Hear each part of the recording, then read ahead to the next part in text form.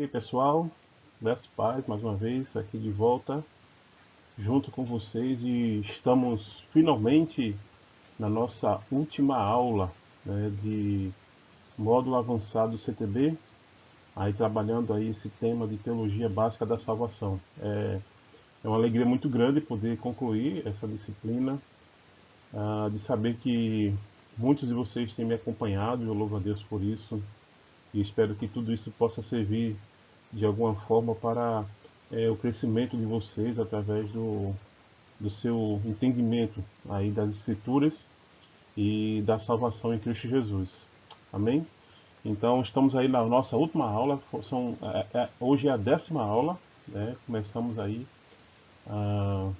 na primeira aula e chegamos agora na 10ª e foram muitas coisas que nós vimos, muitos assuntos, né? Muitas indagações, muitos questionamentos, e o meu desejo é que de fato tudo isso possa ter realmente servido de edificação para você. Né? A minha tristeza apenas é porque a gente, quando começa uma aula como essa, começamos com uma empolgação muito grande de muitas pessoas, mas depois a gente vai diminuindo, e nas últimas semanas a gente teve uma participação muito curta, né? Muito tímida, da igreja, né? Mas para aqueles que participaram, eu louvo a Deus pela sua vida, né? E eu sei que você vai usar isso para a glória de Deus. Amém? Hoje a gente conclui, né, então a nossa aula, e falamos já sobre vários assuntos, e hoje a gente vai concluir falando sobre a segurança da salvação, como eu falei semana passada. Quando eu falo segurança da salvação, né, para ficar mais claro para vocês, é exatamente aquela historinha, né? Aquela pergunta que a gente sempre escuta quando é novo convertido e durante a nossa caminhada: salvação se perde? Sim ou não? Né? Então tem aquela célebre frase, né? Uma vez salvo, salvo para sempre. Né? E essa frase ela é apoiada por um e ela é questionada por outros e negada por outros. Então vamos conversar um pouco sobre isso, já antecipando para vocês que como igreja, né, e como também igreja reformada, nós fazemos parte, né, da teologia que acredita na segurança da salvação. Né? A gente vai falar um pouco sobre isso. Nós acreditamos que os verdadeiros salvos em Cristo Jesus, eles jamais poderão perder a sua salvação por qualquer motivo que seja. Então a gente vai conversar sobre isso, né? E espero que você nos acompanhe aí com a mente aberta, o coração aberto para aprender e implementar mais conhecimento sobre esse assunto, que com certeza é um dos assuntos mais debatidos e controversos quando trata-se de denominações diferentes, né? Então vamos lá, próximo slide aí.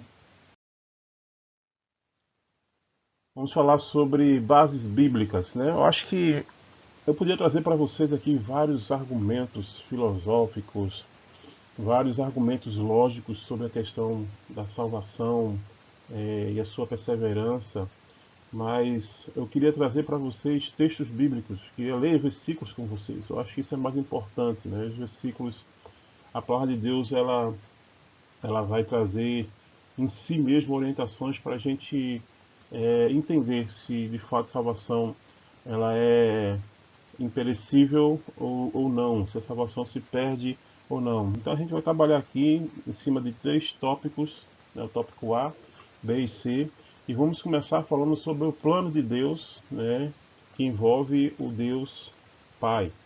Então nós temos aí alguns versículos, eu queria acompanhar com vocês alguns versículos. Então dentro do plano de Deus, que é o plano da salvação, né, para todos aqueles que se arrependem, né, que são justificados, que são santificados. Então nós temos aí dentro desse plano do Pai o seu propósito.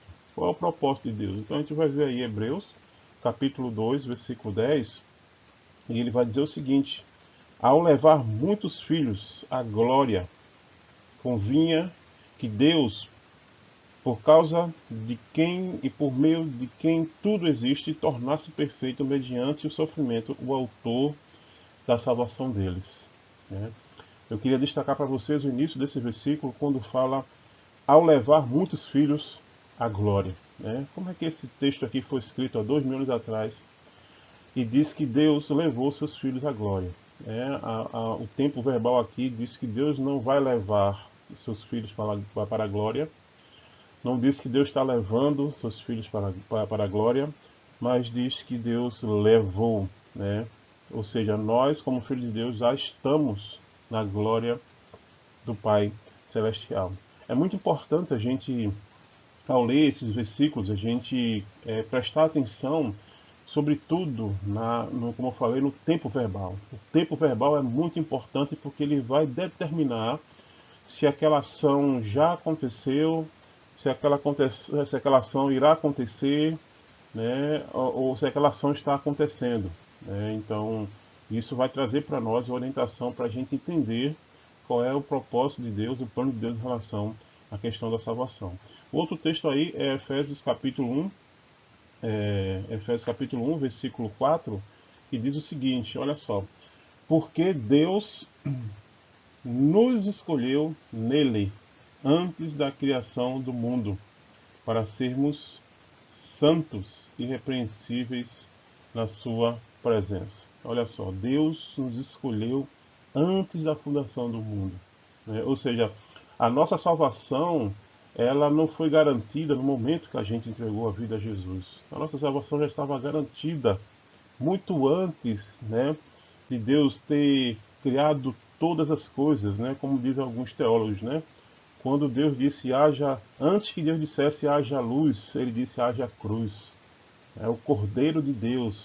Ele foi imolado antes da fundação de todas as coisas. Ou seja, muito antes de existir tudo isso, Jesus já tinha sido imolado, já tinha sido crucificado, o preço já tinha sido pago por nós. E por conta disso, Deus ele já tinha aí predestinado para que nós pudéssemos já ser santos e salvos em Cristo Jesus. Então, seu propósito é esse.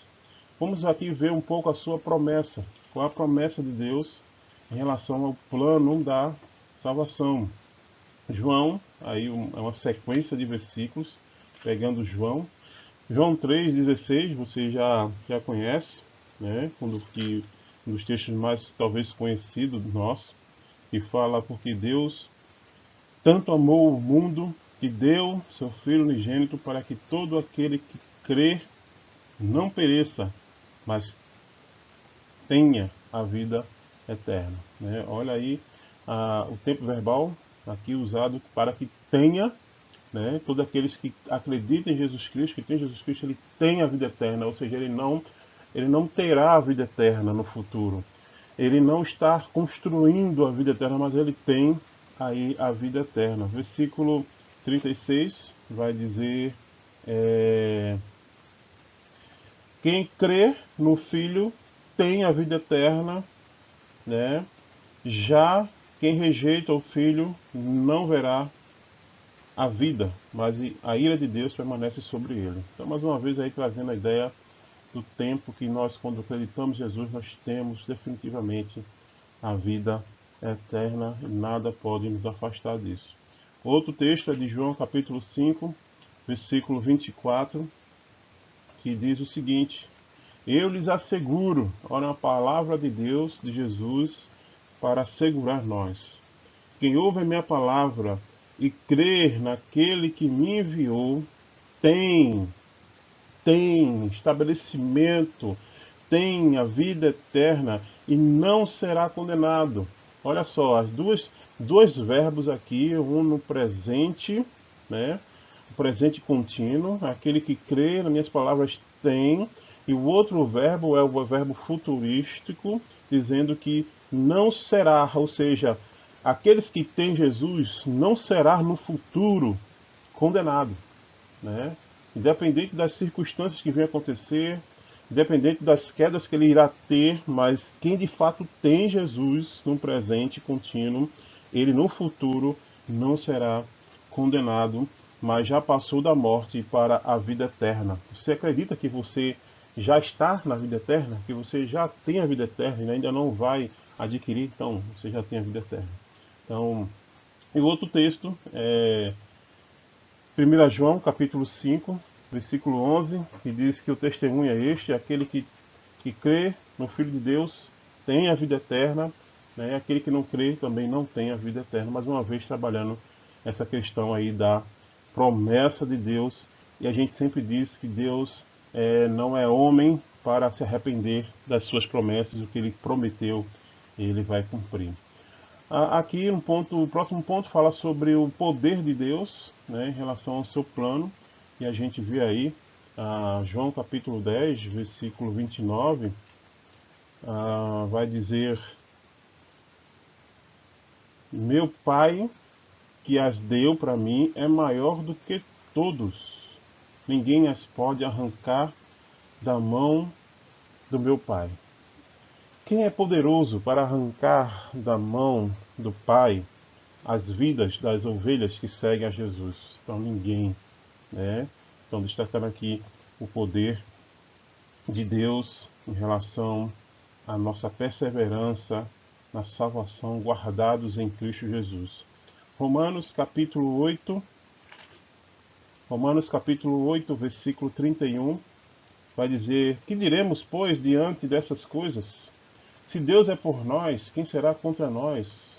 Aquele que não poupou seu próprio filho, mas o entregou por todos nós, como não nos dará juntamente com ele? E de graça, não é por nosso esforço, não é com o que a gente produz, e de graça todas as coisas. Então, versículo 38 vai dizer: pois estou convencido de que nem morte, nem vida, nem anjos, nem principados, nem demônios, nem o presente, nem o futuro, nem quaisquer coisas, nem qualquer poder, nem altura, nem profundidade, nem qualquer outra coisa na criação será capaz de nos separar do amor de Deus que está em Cristo Jesus, nosso Senhor. Então você acha que existe alguma coisa que é capaz de tirar de você a garantia da salvação? Você acha que existe alguma coisa fora de você e dentro de você que pode fazer com que a promessa de Deus, de que você será e você já está na glória celestial, seja desfeita? Eu acredito no poder de Deus. Eu não acredito no poder humano de fazer as coisas para poder ser salvo, mas eu acredito no poder de Deus que nos garante que nós já somos salvos e nem presente e nem futuro poderá nos separar desse amor de Deus. E o próximo ponto aí fala sobre o seu amor. Romanos capítulo 5, versículo 7 e 9, esse amor que nos constrange, né? Esse amor que a gente não entende na sua plenitude, né? Versículo 7, dificilmente haverá alguém que morra por um justo. Embora pelo homem bom talvez alguém tenha coragem de morrer, mas Deus demonstra seu amor por nós. Cristo morreu em nosso favor quando ainda éramos pecadores. Como agora fomos justificados por seu sangue, muito mais ainda por meio dele seremos salvos da ira de Deus. Seremos salvos. Futuro garantido, seremos salvos da ira de Deus. Então, gente, se Deus enviou seu Filho para morrer na cruz por nós, sendo nós ainda pecadores, como é que esse Deus em algum momento vai estar tirando a nossa salvação e vai estar nos devolvendo a nossa salvação, dependendo das nossas circunstâncias, dos nossos esforços? E a gente não encontra base bíblica para isso. Muito pelo contrário, a gente encontra base bíblica, e aqui são versículos que a gente acabou de ler, tem outros versículos que mostram que aqueles que de fato estão na mão de Deus, Deus garante a salvação, já têm, não serão, já estão desfrutando da glória e do poder de Deus. Amém? Então a gente vê aí o primeiro ponto aí, o plano da salvação que envolve o Pai. Depois a gente vai ver, né, aqui a provisão de Deus, e a provisão de Deus está no seu Filho, no Deus Filho. No Deus Filho. Então, antes de a gente ver os versículos, eu queria só destacar para você essa imagem. E essa imagem traz sobre ela um versículo aí de João, que é uma frase de Jesus. Jesus disse: está consumado. está consumado. A minha pergunta para você é o seguinte: você acredita na palavra de Jesus? Sim ou não? Você crê na palavra de Jesus? Sim ou não? A palavra de Jesus, ela tem credibilidade para você? Sim ou não? Se você respondeu sim, então você há de concordar comigo e acreditar nas palavras de Jesus quando ele diz estar consumado. Jesus falou essa frase lá na cruz. Jesus falou essa frase quando ele estava pagando o preço por todos os pecados da humanidade. Jesus falou essa frase quando ele estava naquele madeiro, todo dilacerado, e sobre ele estavam os teus pecados. Mas não é só esse pecado que você cometeu hoje, mas os teus pecados passado, presente e futuro. E Jesus ele diz aqui nesse texto que ele não está consumando a obra redentora da salvação. Ele diz que está consumado. Naquele exato momento, Jesus consumou, ele estabeleceu. Se Jesus consumou, estabeleceu, então a salvação que ele nos promete e nos garante já foi pago. O preço já foi pago.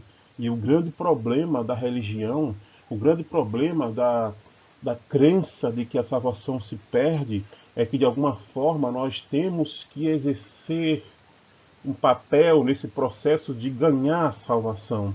Mas ninguém compra a salvação, ninguém conquista a salvação em Cristo Jesus, a não ser recebendo-a de graça e aceitando aquilo que Jesus fez, então, por nós. Então vamos ver aqui alguns versículos. Então, a sua morte, vamos destacar a morte de Jesus, Romanos 5, versículo 8, que diz: Mas Deus demonstra seu amor por nós.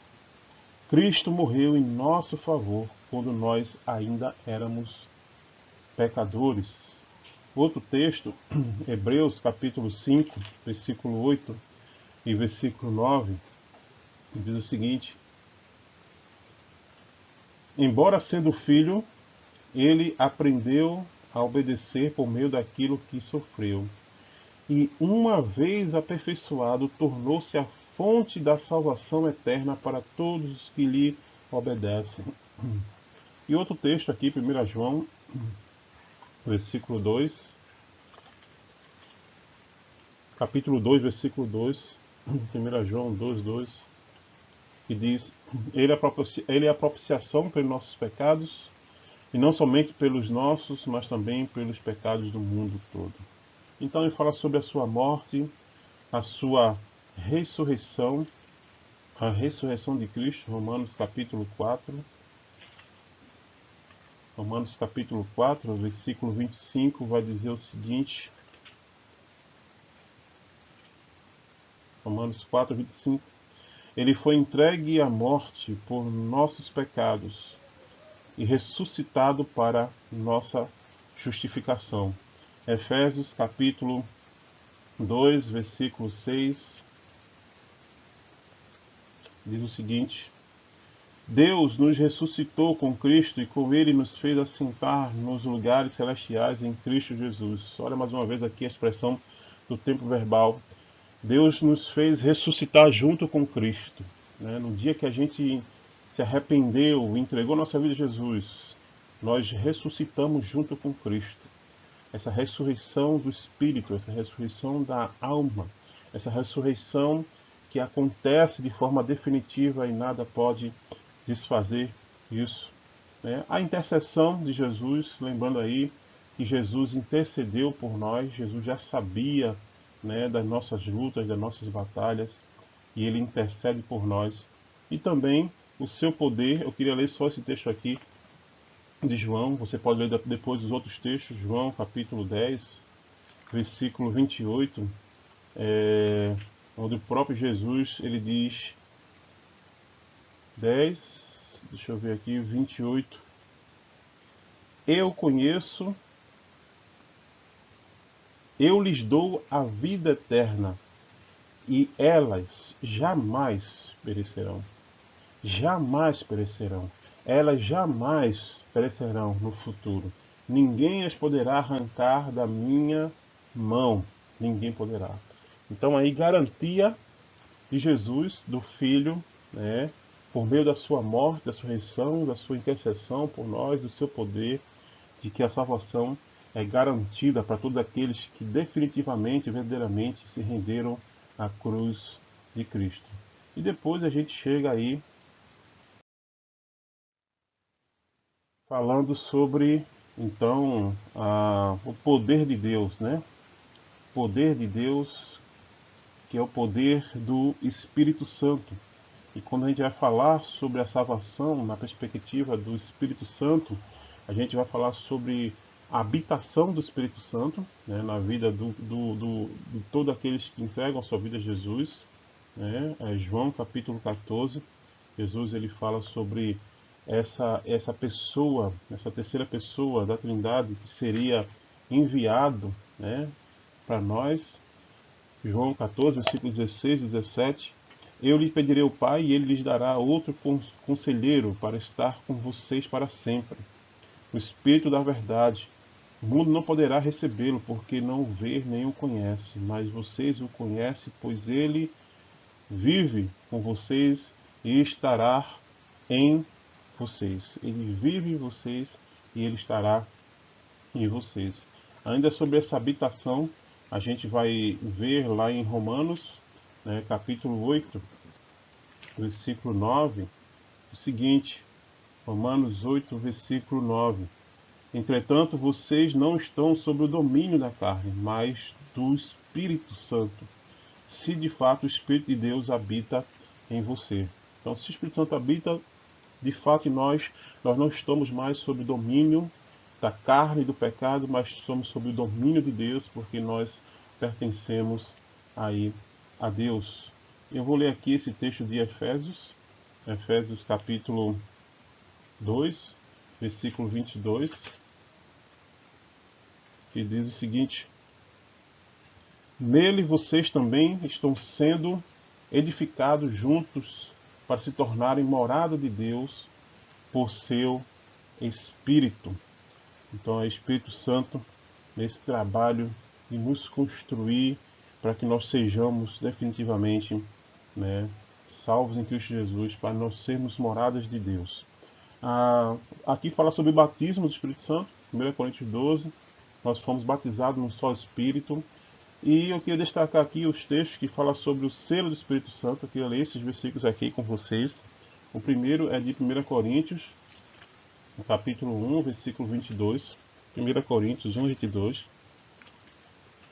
Que diz: os judeus pedem sinais miraculosos e os gregos procuram sabedoria. Deixa eu ver aqui. Desculpa aqui. É 2 Coríntios. Eu fui para 1 Coríntios, mas é 2 Coríntios 1, 22. Diz que, um pouco antes, né? Ele nos ungiu, nos selou com como sua propriedade e pôs dentro de nós o Espírito Santo em nossos corações como garantia do que está por vir. Jesus, Deus, colocou o Espírito Santo em nós, nos tornando propriedade dele, mas não só isso, mas como uma garantia de tudo aquilo que há por vir, tudo aquilo que vai acontecer no futuro é garantido, né, o Espírito Santo permanente em nós. 2 Coríntios 5, versículo 5, vai dizer o seguinte, 5:5. Foi Deus que nos preparou para esse propósito, dando-nos o Espírito como garantia do que está por vir. Mais uma vez, reforçando a ideia de recebimento do Espírito para coisas que vão acontecer, coisas que irão por vir. Aí, Efésios 1, versículo 13, diz o seguinte: quando vocês ouviram e creram na palavra da verdade, o evangelho que os salvou, vocês foram selados em Cristo com o Espírito Santo da promessa. Então, selo aí do Espírito Santo. Ainda em Efésios, versículo 14, diz que esse Espírito Santo ele é a garantia da nossa herança até a redenção daqueles que pertencem a Deus para o louvor da sua glória.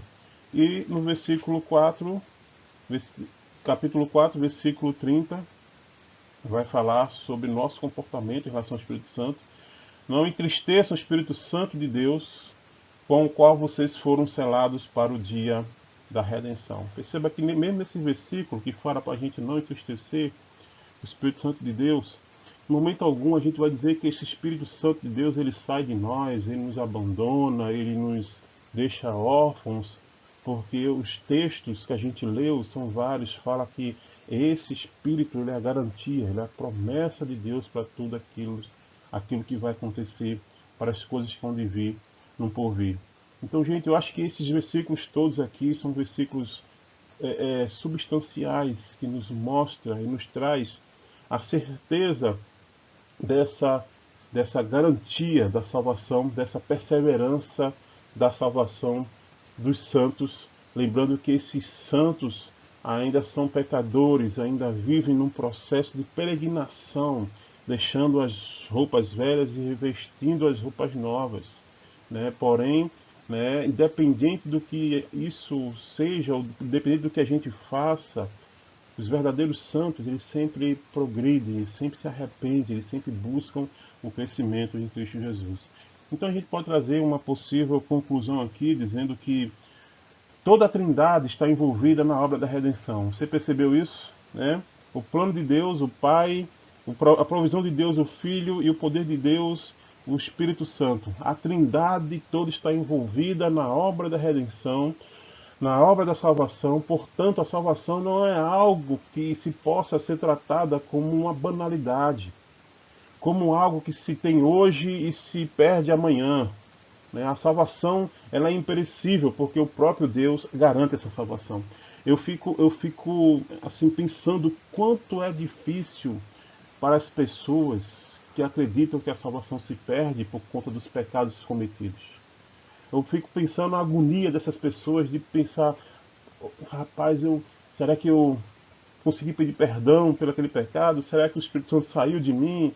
Eu preciso que o Espírito Santo volte logo, porque se Jesus voltar e me pegar nessa circunstância, talvez eu não seja salvo. Então, gente, é uma agonia muito grande, é uma prisão muito grande. E a gente sabe que o verdadeiro evangelho, ele liberta, né? O verdadeiro evangelho mostra para nós que nós somos pecadores miseráveis e fomos aceitos por esse Deus que nos amou e entregou a vida por nós, sendo nós ainda pecadores. Ele nos salvou, sendo nós ainda pecadores. Quanto mais não nos salvará no futuro, mesmo com todos os tropeços e quedas que nós vamos ter, né? Então, a minha esperança está na cruz de Cristo. A minha esperança está naquilo que Jesus fez por nós e não por aquilo que eu posso fazer por Ele, né? A busca da santidade é uma condição para todos nós. Nós precisamos buscar a santidade, porque o Espírito de Deus está dentro de nós e Ele nos leva a isso, Ele nos motiva a isso, mas nunca irei buscar santificação como um acréscimo, como uma adição para aquilo que Jesus fez por mim na cruz, como se o que Ele fez por mim na cruz não é tão suficiente para perdoar esse ou aquele pecado que eu venha ter cometido. Então, com certeza, a segurança da salvação é garantida por Deus nas suas Escrituras. Vamos pensar aqui rapidamente a salvação em suas dimensões. Eu trago aqui uma tabela, né, que trabalha a questão da salvação em suas dimensões. Então nós temos aí 3 tempos: o tempo passado, presente e futuro. A gente vai ver essas dimensões, né, falando aí nesses 3 tempos, mostrando que nós fomos salvos, que nós estamos sendo salvos e seremos salvos ao mesmo tempo, mostrando. Então nós temos então os aspectos, né? Então no passado a gente vê a justificação, nós fomos justificados, né? No presente nós vamos ver a santificação, nós estamos sendo santos, se tornando santos. E no futuro, a glorificação, nós só seremos de fato glorificados no futuro. E essa justificação, ela nos traz a liberdade da penalidade do pecado, né? Então aí a libertação da penalidade do pecado. A santificação é a libertação do poder do pecado Quanto mais me santifico, mais o pecado não tem acesso a mim, mais o pecado não me domina.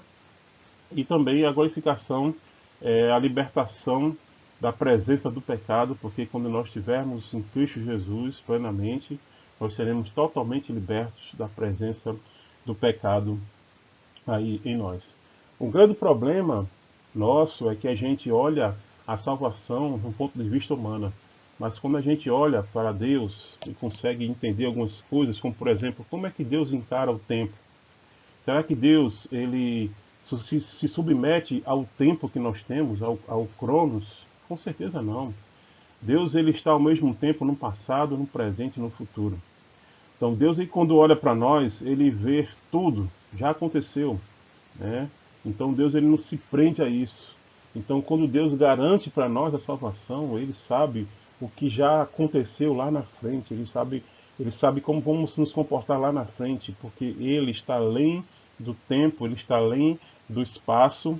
Por isso que esse texto é tão complicado a gente entender quando diz que o Cordeiro de Deus já foi imolado antes da fundação do tempo, porque não existe tempo para Deus, aí existe tempo apenas para nós. Então eu trago aqui uma reflexão. Não nos enganemos, não nos enganemos. Nós vemos o momento, Deus vê o que? Toda a eternidade. Nós olhamos o exterior, mas Deus olha o interior. Nós olhamos o pecador, Deus vê o justificado. Nós olhamos o quanto temos que fazer, Deus vê o que já foi feito na cruz, o que Jesus já fez na cruz. Nós vemos a condição humana e temos essa tendência de julgar pela condição humana, pela prática humana, mas Deus ele vê o sangue de Cristo derramado na vida dessa pessoa, desse humano pecador. Jesus, Deus vê exatamente dessa forma. Então fica muito claro que a Bíblia ela não vê a salvação como etapas, né, a serem alcançadas. Eu estou salvo hoje, mas daqui a 5 anos eu preciso perseverar, eu preciso fazer minha parte para poder garantir minha salvação lá. Depois eu preciso garantir que no dia que eu for para a glória eu esteja pleno, esteja bem com Deus, eu esteja lendo a Bíblia, eu esteja, né, pregando o Evangelho, para que tudo isso sirva de peso, sirva de saldo para o processo da minha salvação, quando na verdade o peso e o processo já está sobre Jesus, está sobre Cristo. Amém, queridos? Eu quero partir então para a nossa conclusão. Eu quero trabalhar com vocês então só rapidamente e de uma forma muito resumida e até mesmo superficial, posso dizer, uma análise de dois versículos que talvez sejam versículos um pouco contraditórios e que tenha sido interpretado de forma aí errada. Vamos acompanhar comigo aqui. Então eu trago uma análise desses dois versículos. Primeiro é Hebreus 6, 4 ao 6 e Hebreus 10, 26 a 31.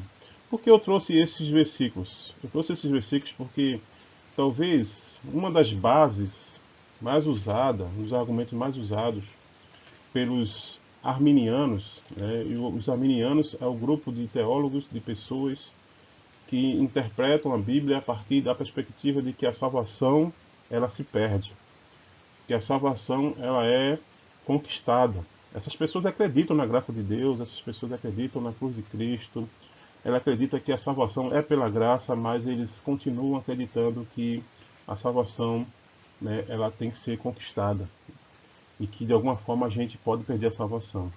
Então eu queria trazer esses dois versículos, esses dois textos, para uma análise mais detalhada sobre ele e a gente ver, né, como a gente pode resolver esse problema aqui de Hebreus 6, do 4 ao 6 e Hebreus 10. Então eu trouxe aqui o texto e a leitura do texto é um pouco, né, interessante porque a princípio nos leva a entender isso, que salvação se perde.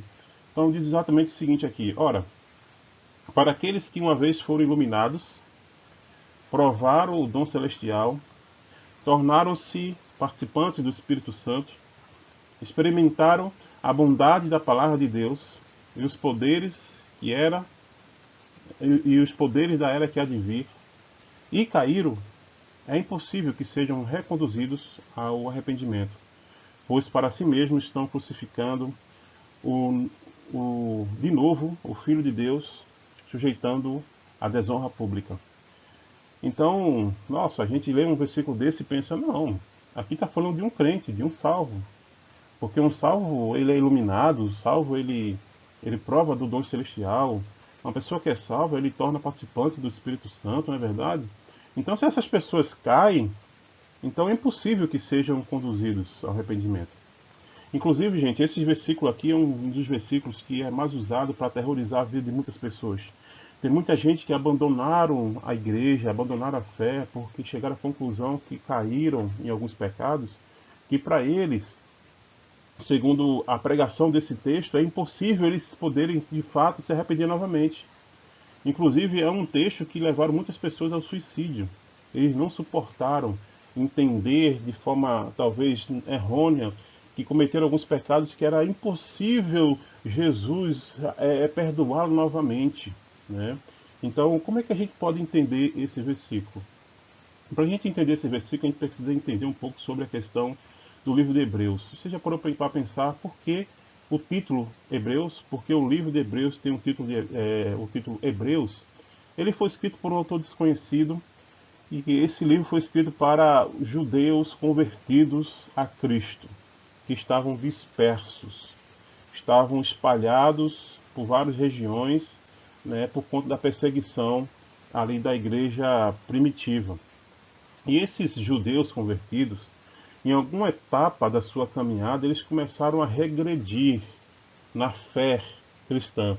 Começaram a regredir para práticas judaicas. Começaram a misturar o cristianismo com a lei de Moisés. Eles começaram a perceber que a salvação em Cristo Jesus, ela não seria suficiente para poder garantir o seu futuro. Por isso que eles começaram a juntar a cruz de Cristo com, por exemplo, sacrifícios de pombas, sacrifícios de bodes. Eles começaram a fazer os jeitinhos, né? Algumas práticas para que tudo isso pudesse ser somados num processo de salvação. A palavra hebreu significa um grupo de pessoas que avançam, que caminham, que saem de um lugar para o outro. E que de alguma forma, então, o autor está dizendo que esse grupo de cristãos estavam regredindo, eles estavam voltando, né, para o ponto central que eles estavam antes, né, ou seja, na lei de Moisés, estavam abandonando a cruz de Cristo, estavam abandonando a mensagem do Evangelho. E o autor de Hebreus vai exatamente trazer uma exortação. Você percebe que o autor de Hebreus ele vai trabalhar todos os conceitos da cultura judaica, da lei judaica, né, do Antigo Testamento, colocando o sacrifício na pessoa de Jesus, colocando Jesus como sendo sacerdote, e etc, etc. Então ele escreve para pessoas que estavam envolvidas com isso. E ele vai dizer então aqui o seguinte, que para aqueles que uma vez foram iluminados e provaram o dom celestial, etc., e caíram. Eu queria destacar aqui essa palavra caíram. A palavra cair aqui pode ser entendida como voltar atrás, né? Ou seja, o que eu estou dizendo é que essas pessoas que participaram de tudo isso estavam voltando atrás na lei de Moisés. E quando essas pessoas voltam atrás na lei de Moisés, elas estão se desfazendo da obra de Cristo. Elas estão desonrando a obra de Cristo na cruz. Então, esse texto ele pode ser compreendido de algumas formas, como por exemplo, Charles Spurgeon, ele vai colocar e vai interpretar esse texto de uma forma hipotética. Quando ele lê a palavra aqui, é impossível. É impossível que seja. Ou seja, quando a gente pensa aqui de uma forma hipotética, a gente vai perceber o seguinte, que o texto, o autor está falando de pessoas salvas, sim, porém, o autor está falando de uma impossibilidade de que pessoas salvas, pessoas que foram iluminadas, que provaram o dom celestial, que tornaram-se participantes, é impossível que essas pessoas elas regridam na fé cristã. Ou seja, é possível que essas pessoas caiam. Então existe aqui uma impossibilidade. Olha, aquele que está em Cristo, aquele que de fato foi liberto por Jesus, que experimentaram o Evangelho da cruz, é impossível que essas pessoas retrocedam, passem a fazer coisas que faziam antes, porque a salvação ela é perseverante, a salvação ela é contínua. Então, para Charles Spurgeon, o texto fala de pessoas crentes, porém existe essa impossibilidade, é uma questão hipotética, é impossível que essas pessoas caiam. É impossível que alguém que já é cristão, que é salvo, sejam conduzidos novamente ao arrependimento, porque elas já se arrependeram. Elas já experimentaram o arrependimento. Né? Então é impossível que isso aconteça, porque era como se elas fossem crucificar novamente Jesus Cristo e sujeitar ele à desonra. Então isso é impossível acontecer. É impossível que alguém que de fato esteja nas mãos de Deus, que conheça Jesus e que ame Jesus e que foi salvo por Jesus, que experimentou o Espírito Santo, que se tornou santo, que foi justificado, é impossível que essas pessoas elas regridam na fé cristã. Charles Spurgeon tem essa interpretação. Outra interpretação também um pouco plausível é de que aqui está falando de pessoas não salvas. Aqui está falando de pessoas que estão dentro da igreja, mas que nunca tiveram a salvação definitiva em Cristo Jesus. Porque é possível estar na igreja e ser iluminado, é possível estar na igreja e provar do dom celestial sem ser salvo, é possível tornar participante do Espírito Santo sem ser salvo, é possível experimentar a bondade de Deus sem ser salvo, é possível. E quando aqui fala sobre pessoas que não foram definitivamente salvas, aqui se refere a pessoas que apostataram. São pessoas que tiveram envolvimento com tudo isso, mas que apostataram, ou seja, caíram, voltaram, né, a viver as posturas que viviam antes, mesmo sobre o conhecimento dessa verdade. Né? Uma evidência muito forte de que esse versículo aqui, principalmente o versículo 4 e 5, está falando de pessoas não salvas, está falando de pessoas que achavam que eram convertidas, mas que não eram. Uma evidência é que nós não vemos aqui expressões mais fortes da salvação, como por exemplo, ele não fala que essas pessoas nasceram novamente. Tá vendo? Ele não fala. Ele não fala que essas pessoas estão em Cristo, né? Ora, aqueles que nasceram novamente, ora, aqueles que estão em Cristo, ou então aqueles que foram selados no Espírito Santo. Então essas três palavras que eu falei para vocês agora, essas três expressões, são expressões definitivas de alguém que de fato pertence a Cristo Jesus, mas aqui o texto não fala. O texto fala de pessoas que experimentaram de coisas, mas que não de fato fizeram parte dessas coisas. E um exemplo disso, por exemplo, é Judas. Né? Judas Iscariotes, a gente pode dizer que Judas ele foi iluminado. Foi ou não foi? Foi iluminado. Judas Iscariotes provou do dom celestial. Ele tornou participante do Espírito Santo. O Espírito Santo usou ele, né, como ele usa qualquer um. Né? Ele experimentou da bondade de Deus. Né, é muito provável que Judas ele até levou o evangelho para as pessoas se converteram. Judas ele andou com Jesus. Mas Judas nunca experimentou de fato a salvação em Cristo Jesus, nunca deixou Jesus de fato penetrar aí na vida deles. Né? João, na sua primeira epístola, né, ele vai dizer sobre pessoas que estavam no meio de nós. João 2, versículo 19, né, vai dizer o seguinte: eles saíram do nosso meio, mas na realidade não eram dos nossos, pois se fossem dos nossos, teriam permanecido conosco. De fato, de terem saído, mostra que nenhum deles era do nosso. Então João está falando de pessoas que estavam na igreja, estavam no meio deles, que se demonstraram ser cristãos, serem de Jesus, mas na verdade saíram, e essa saída constatou que nunca foram de Jesus. Eles saíram e apostataram da fé.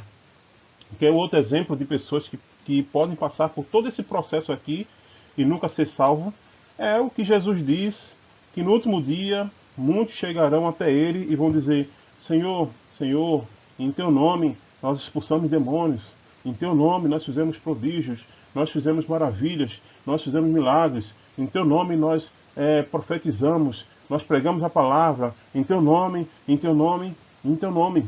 Jesus vai dizer para essas pessoas: eu nunca vos conheci, apartai-vos de mim.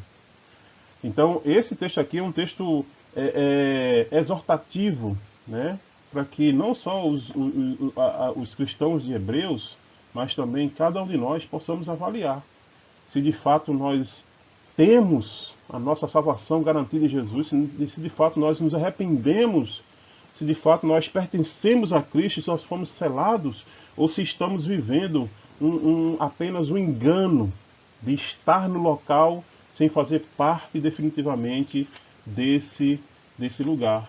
Então aí é uma possível, né, um possível argumento, uma possível interpretação em relação a isso. É tanto que a gente vai ver que é importante a gente ver o contexto depois desse texto aqui, né, do versículo capítulo 6.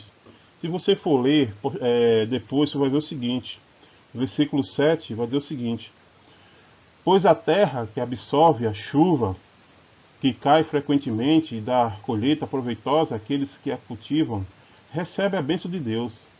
Mas a terra que produz espinho e ervas daninhas é inútil e logo será amaldiçoada, seu fim é ser queimada. O autor depois fala de duas alegorias. Ele fala de uma terra que é molhada, uma terra que cai chuva. Essa terra que é molhada, que cai chuva, o autor está se referindo a pessoas que de fato estão ancoradas em Cristo Jesus. Então as pessoas que de fato são salvas, que estão em Cristo Jesus, são pessoas, são terras molhadas, que dá colheita proveitosa àqueles que cultivam e recebem a bênção de Deus. Ou seja, a gente falou sobre isso lá quando falamos sobre santificação, né? Quando falamos sobre fé, que aqueles que estão em Cristo, eles produzem frutos dignos daqueles que estão em Cristo de fato, que é esse processo de santificação. E o autor fala também que mais a terra que produz espinhos, ou seja, a terra seca, a terra que não foi molhada pelo Espírito Santo, a terra que não faz parte de Cristo, essa terra ela produz espinho e ervas daninhas. Essa terra, ela é imprópria, ela é inútil e será amaldiçoada, o seu fim é ser queimado. É exatamente isso que eu estou querendo dizer, que existem pessoas que, por experimentarem verdadeiramente Jesus, nunca irão regredir. Seria impossível. Mas aquele que acham que tem Jesus, mas que não tem, eles podem experimentar tudo isso, mas na verdade nunca foram salvos. Se você for continuar a leitura, você vai ver que o autor vai falar sobre convicção, né, da salvação. Versículo 9: amados, mesmo falando dessa forma, estamos convictos, olha essa palavra aqui importante, estamos convictos das coisas melhores em relação a vocês, coisas próprias da salvação. Eu estou convicto da salvação que vocês têm em Cristo Jesus. Adiante ele falar sobre a salvação que Jesus trouxe para nós, e fala Jesus como a nossa âncora, a âncora que invadiu o Santo dos Santos, que invadiu o véu e nos levou para dentro do ambiente de Deus. Então, não há dúvidas, apesar de ser um pouco complicado, de entender que esse texto aqui, ele não está reforçando que uma pessoa salva, ela pode perder a salvação. Um dos argumentos fortes, e um dos princípios fortes da linha de interpretação da hermenêutica é o seguinte: um versículo obscuro não pode desfazer outros versículos e outras doutrinas mais claras. Por exemplo, a gente acabou de ler anteriormente vários versículos que falam sobre a garantia da salvação. Vários. Eu não posso, então, mesmo com um entendimento errôneo, pegar esse único versículo que eu acabei de ler agora, de Hebreus 6, 4 a 6, e de uma forma interpretativa errada, concluir que a salvação se perde. Porque se a gente chegar a essa conclusão, a gente vai colocar uma objeção e vamos colocar em xeque todos os versículos que a gente viu anteriormente, inclusive colocar em xeque a cruz de Cristo. Ok? E o outro texto o texto de Hebreus, capítulo 10, né, versículo 26 até o 31, que vai dizer o seguinte: se continuarmos a pecar deliberadamente, depois que recebemos o conhecimento da verdade, já não resta sacrifício pelos pecados, mas tão somente uma terrível expectativa de juízo de fogo intenso que consumirá os inimigos de Deus. Quem rejeita a lei de Moisés morre sem misericórdia pelo depoimento de 2 ou 3 testemunhas. Quão mais severo castigo julgam vocês merece aquele que pisou nos pés do Filho de Deus, que profanou o sangue da aliança pelo qual ele foi santificado e insultou o Espírito da graça? Pois conhecemos aquele que disse: a mim pertence a vingança, eu atribuirei, e outra vez o Senhor julgará o seu povo. Terrível coisa é cair na mão de Deus vivo. Gente, esse texto aqui pode ser relacionado com o texto que a gente acabou de ler. Porque é impossível uma pessoa que de fato é salva em Cristo Jesus, que é selado pelo Espírito Santo, é impossível que uma pessoa dessa, ela continue a pecar deliberadamente. Preste atenção que eu sublinhei aqui, coloquei aqui em amarelo. Continuar pecando deliberadamente. Quem está em Cristo Jesus peca? Sim, nós pecamos. Isso é um fato, né? Mas João diz assim: filhinhos, essas coisas eu vos escrevo para que vocês não pequem. Mas, todavia, se vocês pecarem, lembre-se que existe um advogado, Jesus Cristo, que está perante Deus para te defender. O texto não está falando desse tipo de pecado, que é o pecado que o cristão comete, que é um pecado como um acidente de percurso, que é um pecado, né, que acontece quando que você luta para não cometê-lo, mas mesmo nessa luta, às vezes você perde, você comete, mas você regride depois, você volta ao arrependimento, você busca a vencer. O texto não está falando sobre isso aqui, o texto está falando sobre pessoas que pecam deliberadamente. Ou seja, são pessoas que pecam de forma intencional. São pessoas que decidem pecar, decidem ter uma vida de pecado. São pessoas que planejam pecado, são pessoas que amam, né, viver na prática do pecado. É exatamente o que o autor do Antigo Testamento fala do pecado de mão erguida, que é aquela pessoa, aquele pecador que diz a Deus assim, desafia a Deus: eu vou pecar porque eu quero pecar e eu tenho o direito de pecar. No Novo Testamento, aquele que está em Cristo Jesus, isso não é possível. Esse pecado de mão erguida não é possível. Esse pecado deliberado não é possível. Porque aqueles que estão em Cristo Jesus, eles podem até amar o pecado no momento da ação, mas ele abomina depois do pecado. Ele se arrepende do pecado. Então, se uma pessoa que diz que é cristão, ela vive e continua na prática do pecado deliberadamente, é uma prova incontestável de que essa pessoa não conhece Jesus e que nunca se converteu. Porque se essa pessoa ela passou pelo Evangelho de alguma forma, ela tem o conhecimento da verdade, ela fala aqui, ela recebeu o conhecimento da verdade, não é qualquer pessoa, não é um novo convertido, que ainda não conhece muitas coisas e ainda tem práticas ainda sendo feitas da vida anterior, mas está num processo, não, está falando de pessoas que conhecem o Evangelho da cruz, mas eles negam o Evangelho, eles rejeitam o Evangelho e eles continuam vivendo na prática de pecados deliberados. No caso aqui do livro de Hebreus, são judeus convertidos que entenderam o Evangelho, mas deliberadamente resolveram retroceder na fé e resolveram voltar às práticas de sacrifícios, à prática de hipocrisia, de legalismo, que a lei acaba produzindo na vida dessas pessoas. Então, uma pessoa que continua pecando deliberadamente, mesmo conhecendo a verdade, já não resta sacrifício para essas pessoas. Porque elas são apóstatas daquilo que pode levar a salvação para elas. Se uma pessoa ela rejeita completamente aquilo que a única coisa que pode trazer salvação para ela, não existe mais sacrifício que possa levar à salvação. A única coisa que espera essa pessoa é exatamente essa terrível expectativa de que o juízo de Deus, o fogo intenso de Deus irá consumir essa pessoa em algum momento. porque ela vai morrer com esse trunfo de que eu conheço a verdade do Evangelho, mas eu prefiro viver a verdade que há no meu coração pecador, prefiro viver as minhas vontades, os meus desejos, as minhas heresias, etc, etc. Então imagina se lá no Antigo Testamento uma pessoa era morta, era sacrificada por meio de duas ou três testemunhas,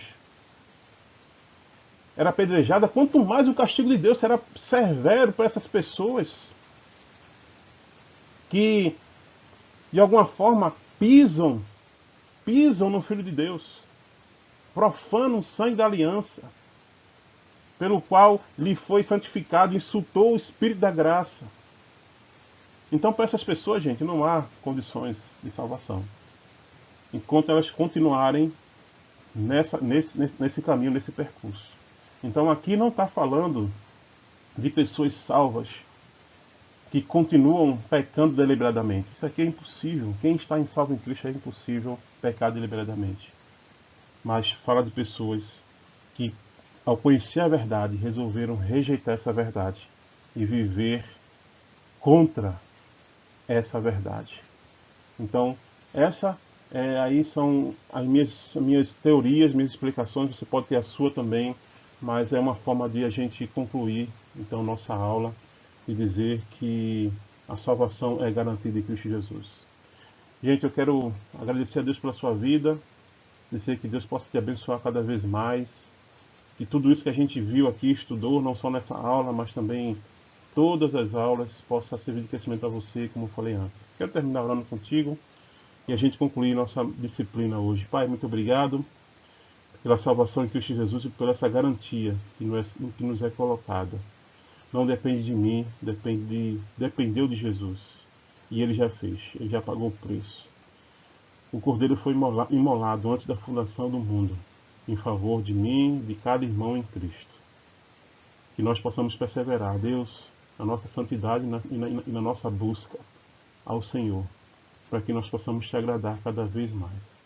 Ajuda aqueles, Deus, que vivem na pressão, na angústia de fazer coisas para garantir a sua salvação, a descansar na tua graça, porque a tua graça nos basta. Abençoa nossas vidas e nos ajuda a crescer mais no Senhor, em nome de Jesus. Amém. Querido Deus te abençoe e fique na paz em Cristo Jesus. Nós estamos agora entrando num recesso do CTB, voltaremos no ano que vem e eu vou estar compartilhando com vocês o material, a apostila, né, que foi editada, né, a apostila desse material que a gente viu aqui, né, nessas aulas, vou estar lançando para vocês, então, no grupo da IBO, da Igreja Batista Lá. Se você é de outra igreja e gostaria de ter acesso a essa apostila, você pode mandar uma mensagem para mim aí no YouTube, mandando seu e-mail, eu vou estar mandando e enviando para você também, tá bom?